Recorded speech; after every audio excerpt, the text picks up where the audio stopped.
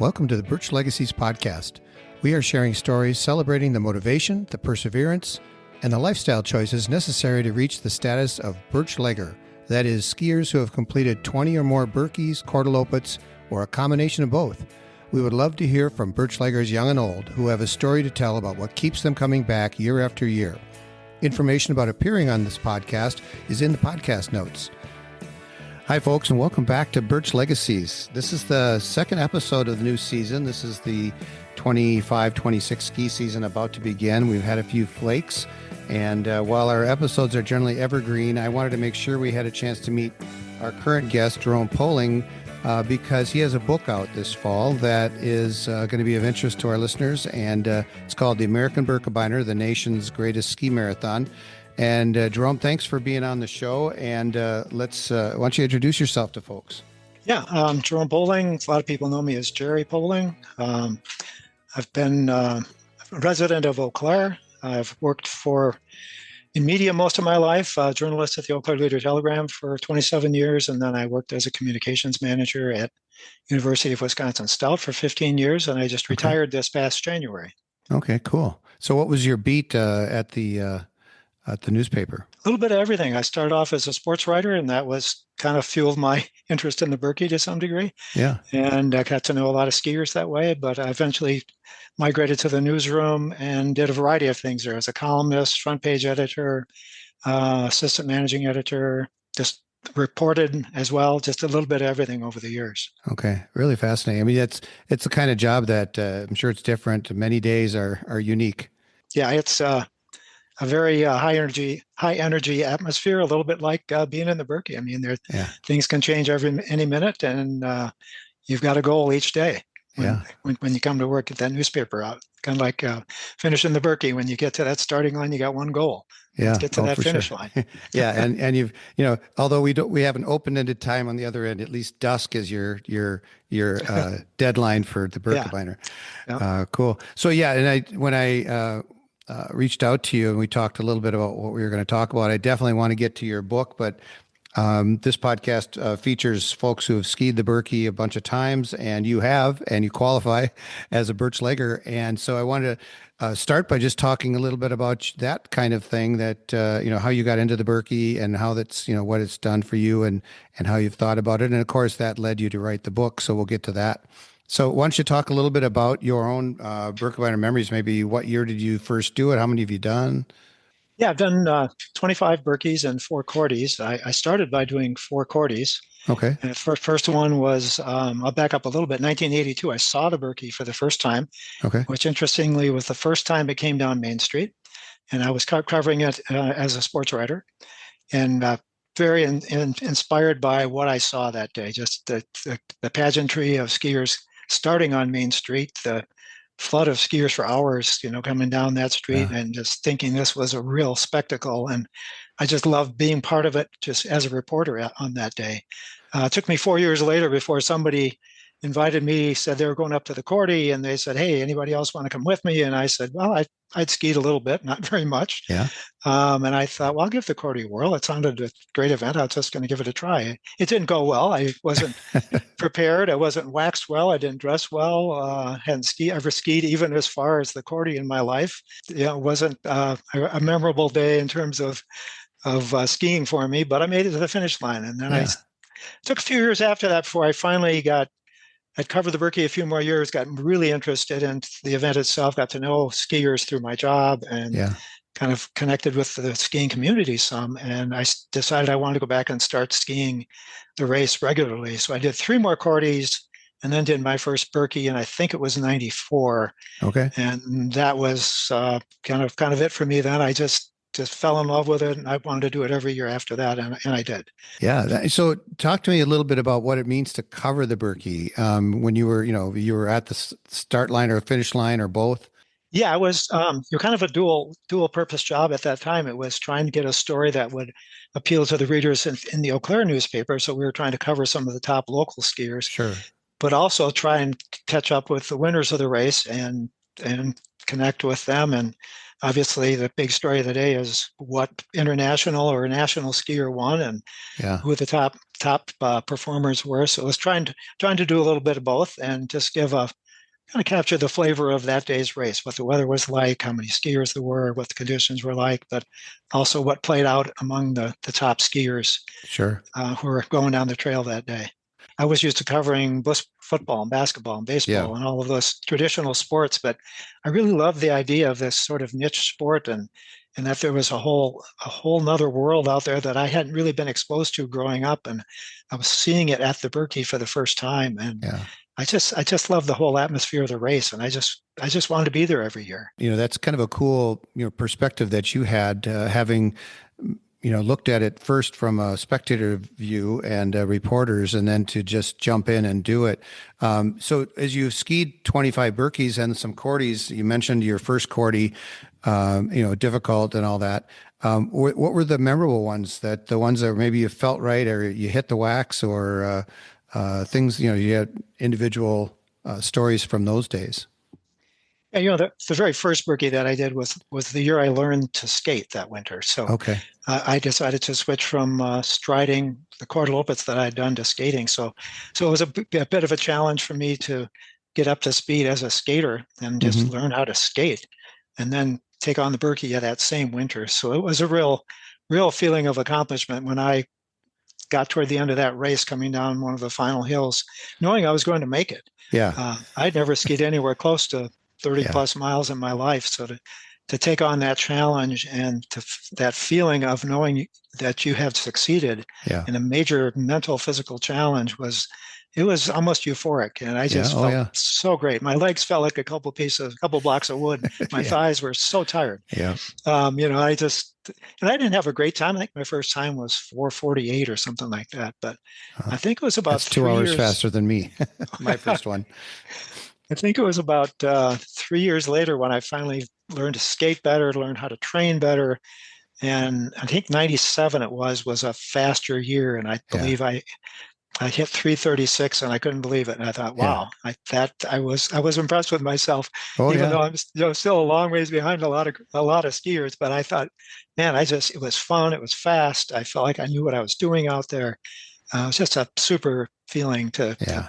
have a good race and just enjoy the atmosphere and not feel like you couldn't make it, but to feel like you were cruising along feeling good. And that's a great feeling in the Yeah. Birkie.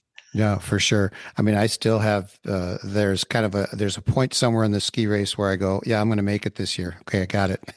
Exactly. Yeah. Yeah. And I know that, as your early years of doing it, that point maybe comes when you finally get to the lake. But for other people, it's like, okay, somewhere on Mosquito Brook, you go, I think I can make this. I'll be fine, Right. Yeah. even though, Yeah. you've got some big hills. Well, that's cool. So, how do you get ready? So down in Eau Claire, like here in the Twin Cities where I'm located, you've got some mixed bag as far as snow availability and so on. How are you prepping for training for the year when you ski? My go-to place is the Carl Andreessen trails at Tower Ridge in Eau Claire. It's a nice Okay. trail system. They've got some lights on a few kilometers and I think about 25K of nicely groomed trails. Oh, that's and great. So that's the place I tend to go to because it's close. It's just about a 10-minute drive out of town. Oh, nice. But when that's not great or I want to try some different trails, I'll head up to Hickory Ridge and outside of Bloomer, the trails that Dave Landgraf, Birkie founder Dave Oh, yeah. Landgraf, helped build, beautiful trails that have rolling terrain through a glacial moraine. Remind you of the Birkie trails. Sure. And also maybe try to get in a long ski or two up at the Birkie Trail each winter. So it's, wherever there's available snow and wherever I've got time to go, it's Yeah. just trying to get in as many kilometers and as many hills as possible so that you feel like you're ready Sure. for the challenge that awaits you on Birkie morning. Oh, for sure. Now you said, I think you said you retired recently. Have you changed things now that you have a little more, theoretically, a little more time on your hands? A little bit. Yeah, I've been trying to, it's really a luxury to be able to exercise during the day as opposed to having to get up and get it done about 5:30 in the morning. Right. And I'm looking forward to skiing this winter when I can go out again during the day as opposed to rushing out to the trails maybe at 5 o'clock, putting my headlamp on and getting home for dinner about 7 o'clock, something like Yeah. that. So I like the more options that I'll have this year to ski Yeah. at different times of the day and different places. That'll be fun. Yeah, and it sounds like you said, you have lights so that you can get out at various times of day if you need to. So, do you do other things? Are you a biker, or what do you do off season? I've usually been a runner and a biker both. Okay, I'll tend to bike more in the summer and run a lot more in the spring and fall. okay. And then fall, I've always tried to do some longer and longer runs as the fall gets into late fall, and so that I feel like when the snow falls, I'm ready to be able to ski 2 hours right off the bat without Oh, that's even good. thinking about it. So it's trying to just build up that that endurance training as the snow season approaches. You bet. Okay, cool. Do you have some friends you stay with up there? Do you rent a room, or how do you handle your presence at the Birkie? It's been interesting over the years. We've I've stayed in the school a few times on the gym floor, Hmm. and I think everybody should do that once just to see what it's like. It's quite an experience. People I've talked to have only done it once. Yeah, it's bunking down next to maybe 40 other Birkie skiers Yeah. is interesting experience. So I did that in the early years. My son started to do the Barna Birkie and then the Cordelopa, and then we started to go as a family. So we would rent a place, and then eventually, about 10 years ago, we bought a place up in that region, and so now Okay. we have a kind of a base of operations, which makes life a little easier and a Oh little a yeah. little more comfortable. Yeah, Yeah, for sure, for sure. Yeah, it's nice to be in the area and be in control of your food and those kind of things. So yeah. helps a lot. And so now you mentioned your son doing some things. Do you guys have any traditions that you do? Anything that you do to get ready? Do you have a music that pumps you up? I have two sons, and they've both done. I think it's 15, Jared and Matthew, and they've each done I think 15 and 16 Birkebeiners, Oh wow. and so they're getting close to Birchlegger status. Yeah. But yeah, we've usually just tried to get there early, go to the expo, pick up our bibs, head over to St. Joseph's Catholic Church, and take in the spaghetti feed, Mm-hmm. get home and get rested up, get to bed early. No real. That's probably typical for most skiers. It's get a good night's sleep and get up early, and then Yeah. on race morning, it's turn on WOJB and Yeah. hear what's going on up at the start line as we head up toward Cable and listen to some of that great Birkie music. Yeah. Yeah. There's a lot of great songs now, and it seems like every year they add another, and somebody's come up with another one, and it's very creative. Yeah, I Um, love them. I mean, it's like, okay, it's Birkie Day. The yeah. Birkie songs are on. It's kind of like Christmas music, you hear it and it's like, Yep. okay, it's that season. That is exactly right. Yeah, It is like I Christmas love it. music. Yeah. Yeah, that's nice. Nice. So we're going to get into your book in a second, and maybe we'll kind of cover some of the same ground. But for you personally, because I know you've talked to a lot of people about the Birkebeiner and what it's meant to them, how have you thought about it, or how do you think about the Birkie experience as you kind of reflect on it yourself? Yeah, I kind of think of it in a couple of ways. I think of, first of all, for most people, I think it's the personal challenge of setting that goal and thinking about it year round. And for me, it's become kind of a lifestyle. It's training. It's my Super Bowl. I don't know. Some Hmm. people, maybe they do marathons. Maybe they are really into biking. And the Birking is kind of maybe a second event for them. For me, it's always been the main thing I've trained for each year. And it's what Hmm. I've really pointed towards. So it's like staying fit year round, being, knowing that I can't do the Birkie unless I'm prepared and watch my weight, watch what I eat, get in a lot of these training things. So it's the lifestyle, it's the personal challenge. That's the main thing for the Birkie experience to me. But then there's everything else that surrounds it, and that's what makes the Birkie special. It's more than just a race because it's the enjoying winter. You're out Yeah. skiing all winter long. You're looking forward to snow, which Yeah. most people don't. No, that's So right. and so that's exciting to me. You can't wait for it to snow 5 inches, and you're Yeah. disappointed if it doesn't snow 5 inches Yeah. or whatever it is. So it's enjoying winter, and then the winter flies by because you're just trying to get your training in, and so it's that, and then it's part of being, it's the excitement of being part of this Nordic cross country skiing community too.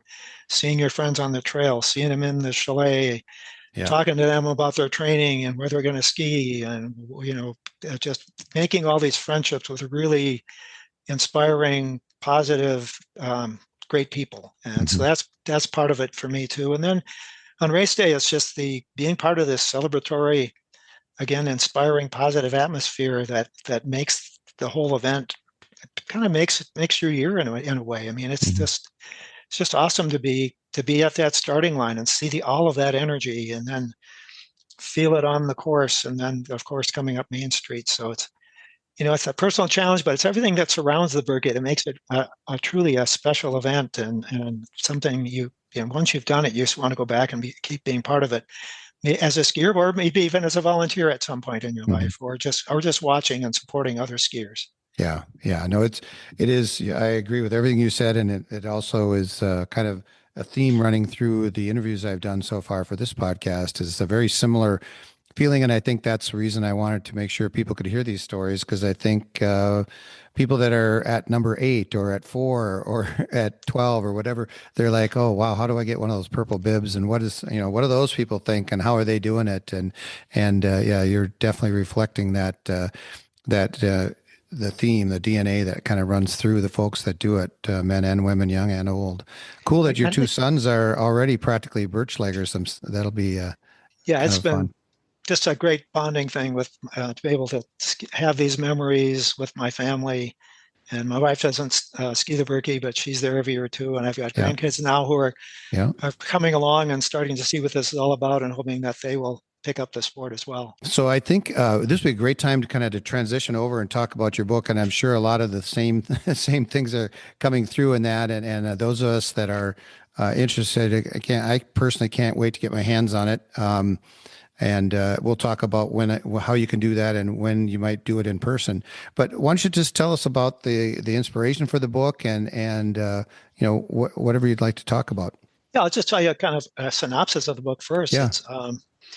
It has 10 chapters, and there are 5 chapters that cover the 5 decades of Birkie history. They're not necessarily all in 10-year segments. And there are 5 other chapters. So there's a chapter, for example, that is just about the first race, and great detail about how not only what the race day was like, and obviously there's been a lot of stories told about that, but it was important, I felt, that I go into some deep detail about how that first race even happened, why it happened, what brought Tony Wise to think a race like this was even possible, or was a good idea, that type of thing. So, and then some of these other chapters that are beyond sort of the chronological history of the race.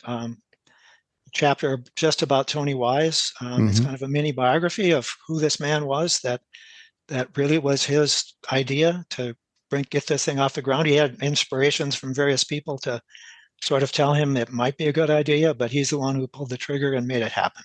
There's a chapter just about the trail. What's the history of that trail? What was the origin of the idea for the trail? Again, a Tony Wise idea. What makes it a tough trail? What are some of the challenges how has it changed over the years? As we all know, the Birkie Trail today was not the trail used for the first 4 races. It was used for the first time in 1977, but it has changed a little bit over the years, not that much. But what are the challenges the Birkies face to keep that trail viable, make it better, improve it, adding the striding trail, all of that. It's a chapter just about Birkie fever. What is Birkie fever? What are some of the stories that sort of say Birkie fever? Just lots of great stories that are just surround the culture of the race, and the people who have put so much energy and effort into skiing it against various obstacles, whether it be age, disabilities, sickness, whatever, crashes that they recover from and still finish. I'm sure I didn't get to a 10th of the fabulous Birkie stories are out there, but I tried to give some good examples of what it means to have Birkie fever, and knowing that your goal is to get to the finish line, and the people who have done it despite various obstacles or done it for decades. So that's Birkie fever in it. So it's been the book's kind of fun that way, and that it has, again, a lot of chronological history, but it's tracking the race's history in kind of a broad way. How did the race develop? How did it change? What were some of the seminal events over the years, the history of the race that were important in why the Birkie is what it is today, the challenges it's faced. And the book has 150 photos. So as you read it, The photos are dispersed throughout the book, and they're dropped in where they belong in relation to the text. Okay. So you might be reading along about Dave Landgraf or Carl Andreessen, and you'll see a picture of Carl or Dave. Yeah. You're reading about the first race, you're going to see pictures related to the first race. There's a whole visual story being told in the book along with the writing. Mm-hmm. And I feel really, really good about the pictures and how they reproduced and how they tell the story as well. Because Birkie is a beautiful event to see and watch and to be part of. And I'm glad that multiple photos are part of this book. Clearly, you have the background to do something like this well with your news work, and this is your fourth book. Is that right? Actually, fifth book. Fifth book. Okay. I've done two on the Green Bay Packers, which were books about the lives of ex-Packers. So I did many interviews with Green Bay Packer players after their careers were over, kind of looking back at them as people and where did they go from football to what in their life, and how did football change their life or influence them later in life. I also did a book about Henry Aaron in his first season in baseball, the home run king. Yep. First season in baseball in the minor leagues was in Eau Claire, Wisconsin, where I live. So a history of that. And a history of the University of Wisconsin Stout, 125-year history of the university where I worked for 15 years. Huh. Do you want to share any of a couple of your favorite stories from the book without giving too much away? Because we're still going to buy it, Jerry. Yeah. Some of the things that stand out to me through my research, and I did 60 plus personal interviews, did archival research through every Birch scroll I get my hands on. I think it was virtually every single one, including the very first Birch scroll that came out in 1975. Okay. So I really tried to dig deep and do a lot of research. But some of the things that jump out at me about the history of what I found were how that first race was run in 1973 on such a sort of a shoestring budget and put together really in a matter of maybe 6 or 8 weeks, the meat of it put together in 6 or 8 weeks, right after Telemark Lodge opened. Most people probably don't remember this, but 1972-73 winter was when Telemark Lodge opened. And then you have about 8 weeks later, the first Birkies held. Okay. So the staff was pretty busy getting that lodge open. And then Tony Wise says, hey, we're going to have this race. I want you to put together a 50-kilometer race through the woods. At least it wasn't 2,000 people the first time. Yeah, right. So that was fascinating to me, that how that race came together so quickly and with really not a lot of planning behind it. Just happened really quickly. I didn't realize that in 1984, when Tony Wise went bankrupt, that the race was so close to possibly disappearing. When he lost, his entire empire was up for grabs through the bankruptcy, and that included the Birkie. Of course, he wanted to try and still have control of the Birkie, but the courts didn't allow that. So the fact that the Birkie basically was hanging out there and nobody quite knew what to do with it, because the court-appointed company that was managing Telemark after Tony lost it really didn't want to run a ski race. So it's like, what's going to happen to the ski race? And there's where we find the birth of the American Birkebeiner Ski Foundation that fall of 1984. That's who ran the race in 1985 and has run it ever since. So this great nonprofit community-run organization took off as a result of that. But I didn't realize how close the Birkie was to possibly not happening at all. So it was eye-opening to me. The first Main Street finish was 1992. I didn't know that it was not like planned out the way you and I think it might have been. I mean, the start of the race had gone down Main Street a number of times, but it had never finished on Main Street till 1992.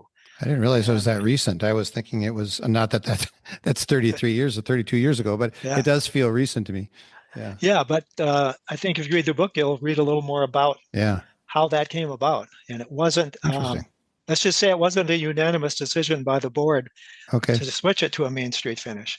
But I think after they saw the Main Street finish, I don't think anybody ever thought about going back again, because that has become a hallmark of the excitement and the kind of the signature part of the Birkie race. Really, I mean, it's really an awesome finish. So that surprised me. I think my research just helped me uncover too what a force Tony Wise was as a human being. I mean, Mm-hmm. obviously he had troubles financially toward the end, but I mean, the number of impactful ideas that he came up with that still, along with the Birkie, but the Lumberjack Championships, the trail itself, the World Loppet, all of that we still have today. So his impact is really phenomenal. He really was a visionary person. And back in 1973, coming up with a 50-kilometer race when there really were no 50-kilometer races around, but the fact that Tony thought of it, made it happen. I mean, his impact as a human being and his impact on people in that region, economically, just as a personal mentor to many, many people. Yeah. A friend of the LCO, just really was amazing to me the more I dug into it. Yeah. I'm very much, when you said there was a chapter on him, I'm very much looking forward to reading that and learning more, because I've had the same sense that he really, went so far beyond what we, really understood that he did. And, it's kind of one of those things as you think about how the world has changed and who's made a difference. Somebody like that, the impact that he had, the risk taking that he did, like all of us, is an imperfect person, but he definitely took the risks and really changed the entire region, and people, I think, would be well served to kind of learn about that, because I think it's a kind of thing that, you said you have a place up there, I have a place up there. I would not be there without Tony Wise, Yeah, I truly believe that the number of excellent trail systems we have in Wisconsin today are a direct outgrowth of the Birkebeiner, because people started to ski the race. They went back to their own homes and they said, I need a place to train. They started to help develop trails. And I think all of that Nordic cross-country infrastructure we have in Wisconsin is directly related to the success of the Birkebeiner. Mm-hmm. Yep, I agree. And the sport itself has just obviously grown and become more popular, but it makes sense. It's a great sport. As Tony said, it's kind of the natural sport for Wisconsin in the winter. No, that's right. I mean, one reason that Telemark itself as a downhill area didn't succeed, it just wasn't quite the right fit for that sport, but it's a perfect fit for our sport. So, mention quick, you said, what are some of the other stories that I loved about the book?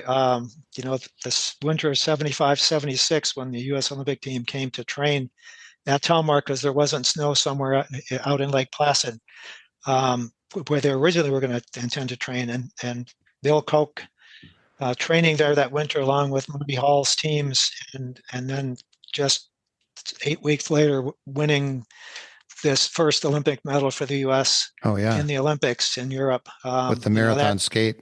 Yeah. I mean, it's just Telemark in a very short time, because of that Olympic team skiing there, and Tony starting to hold these Gichigami games, which were arguably the first couple of World Cup events. Telemark went from this virtually unknown Nordic center at the time, when Tony had the first trails built, and first cross-country trails built in the winter of 72, 73. And in 5 years, it was a nationally and internationally known Nordic center in the United States. Mm-hmm. And 77, for example, 400 Norwegians fly to the United States. In Tom Kelly's book, he details it so well, Birkie Fever book, about the Nordic invasion and all of these Norwegians coming in. And suddenly the Birkie was more than just a Wisconsin, upper Midwest event. It was an international race from that point on. And so now the aura around the race is so much greater. Mm-hmm. And now anybody who goes to ski in it say, I'm skiing in a world-class event. Mm-hmm. I'm not just skiing in some Wisconsin event. This is a world recognized event with skiers from all over the country and the world here. I mean, it just took off. So that was, I think, such a pivotal time, and really told you a lot about the effort Tony put into promoting the race, but the sport itself. And just other things, that how they used to go up the start for a number of years went up to Morgadal. Yep. And you did one of those. Your first race, I did my first one. Yeah. First one. 79. Yeah. You would have been up that for the last year. Yeah. And just that, I love that, the history of that, and seeing the incredible photos, not only of skiers going up, but the chaos going down. Stormone Hill on the backside. Yeah. And, it just, we had to come at full speed down the back of a downhill area, and we funneled into essentially a 2-track A lot of crashing and Yeah, bizarre merges and things like broken equipment. Yeah, yeah. yeah. And the stories about people are some of my favorite aspects of the book too. There was a man named Elmer Hassett who had skied 19 Birkies and was dying of cancer, so he knew he wasn't going to be able to ski his 20th Birkie and be a Birchlegger. He asked his pastor as he was dying, he said, will you carry my ashes in the Birkie? And because I can, and the Birkie gave him Elmer a bib posthumously. His ashes were carried in a pack on his Lynn Larson on his pastor's Mm, backpack, and the bib, the birch leggings bib, went down the trail for Elmer's 20th Birkie wow. with his ashes. So I mean that's Yeah. Birkie fever to the nth degree. Ooh, But somebody like yeah. Ernie St. Germain too. I mean, just Yeah. I loved getting to know Ernie and talking to him about his history, personal race history, but also just what the Birkie has meant to him and what Tony Wise meant to him. I mean, Hmm. Tony was a mentor to him and made helped change Ernie's life. Yeah. So and put it on the right track. Yeah. Yeah. Ernie is a very special part of the Birkebeiner history. Obviously, is the first ever and the only one at this point to have done 50 Birkies. So these episodes are evergreen for the most part, but I am going to take the moment because most people listen, it's the first week or two that the podcast is out, and we are coming up on Thanksgiving 2025. And you are going to be, I'm told, you're going to be at the Turkey Birkie the day after Thanksgiving. Is that right? Or Saturday, On Friday? Saturday. On On Saturday. Okay. Saturday. Yeah. And you'll be there. You'll be signing some books, right? And you're Yeah. doing a little talk. Is that what I heard? Yeah. 1:30 p.m. I'm going to do I think it's about a 30-minute talk about the book. I think followed by maybe an opportunity to ask questions. Okay. And then, yeah, I'll be able to sign books. If you already have one, I'd be happy to sign it. But I believe the Birkie folks, the book is available in the Birkie store, but I think they will have some there to sell as well. Yeah. So yeah, I'd be happy to. And I'd just love to chat with you about your Birkie experience. Yeah. And So that's um, November 29th, 2025. So if you're listening to this after that, you missed out, but you can still go get the book. It's put out by the Wisconsin Historical Society Press. Is that right? correct. Yeah. And so where would you recommend people buy the book? Two places I would recommend. Probably start at the Birkie store because Okay. they will be able to make some money off of this, and being a nonprofit, I really hope that they can benefit. They've been a great partner in helping me provide access to archival material, to photos, access to information that book wouldn't be possible without that. So Hmm. get it from the Birkie store. That'd be great. I also can get it from my other great partner in this book, from the Wisconsin Historical Society Press website. You can order it right from them. Um, I will note that a small portion of the royalties for the book are going to be donated by the Wisconsin Historical Society Press back to the Birkie Foundation. Oh, good.